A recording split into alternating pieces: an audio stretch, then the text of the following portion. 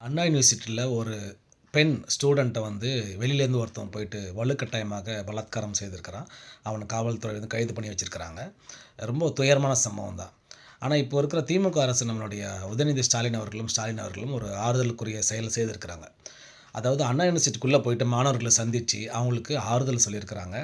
ஆ என்னதான் வந்து யூனிவர்சிட்டி எல்லாமே வந்து கவர்னர் திரு ரவி அவர்கள் கண்ட்ரோல்ல வந்தாலும், இது வந்து நம்ம தமிழ்நாட்டுக்குள்ள இருக்கிறதுனால, பெண்களுக்கு இப்படி ஒரு சம்பவம் நடந்ததுன்னா, நிச்சயமாக நான் சும்மா இருக்க மாட்டோம். அப்படின்னு சொல்லி பேசுனது அவங்களுக்கு கொஞ்சம் ஆறுதலா இருந்திருக்கு. அதே சமயத்தில இந்த குற்றத்தில ஈடுபட்டவன் கைது பண்ணியிருக்காங்க இல்லையா?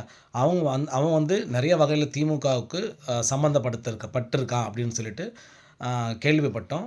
நிச்சயமாக எவனா இருந்தாலும் அவன மட்டும் இல்ல, அவனுக்கு யாரெல்லாம் உதவி செய்திருக்காங்களோ, அவங்கள எல்லாருக்கும் வந்து கடுமையான தண்டனை வந்து 6 மாசத்துல வாங்கி தருவோம். அப்படின்னு நம்மளுடைய முதலமைச்சரும், டெப்யூட்டி முதலமைச்சரும் வந்து வாக்குறுதி குடுத்துருக்காங்க. இது கொஞ்சம் ஆறுதலா இருக்குது. அப்படின்னு நான் இன்னைக்கு காலையில கனவு கண்டேங்க.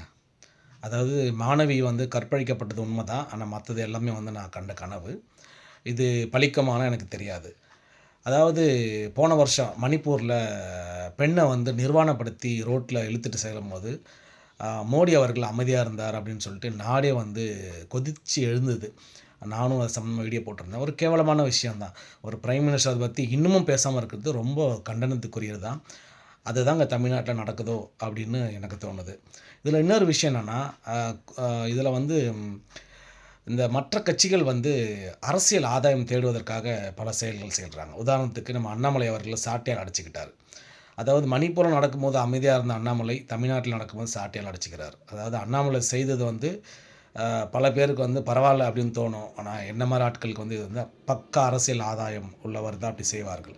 அதாவது நீங்களும் நானும் வந்து தமிழ்நாட்ல ஆட்சி செய்கிற இந்த திமுக, அதிமுக தவறு செய்தா நாம கண்டிச்சு கேட்கலாம்.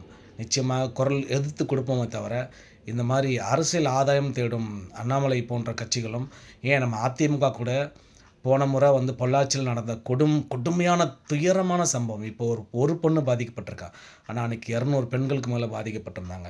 அப்போ அவங்க ஒண்ணும் பெருசா எதுவும் பண்ணல. அதனால வந்து இந்த கட்சிகள்லாம் வந்து இப்போ வந்து எதிர்த்து குரல் கொடுக்கிறதுன்றது பக்கா நாடகம். நம்ம அத வந்து ஒரு சைடு தள்ளி வச்சுருவோம். நிச்சயமாக திமுக அரசுக்கு இது ஒரு ஒரு பின்னடைவு தான். ஏதாவது ஒரு நல்ல செயல் வெளிப்படையா வந்து பேசுனாங்கன்னா, அவங்களுக்கு 2026ல கொஞ்சம் சாதகமா இருக்கும். நன்றி, வணக்கம்.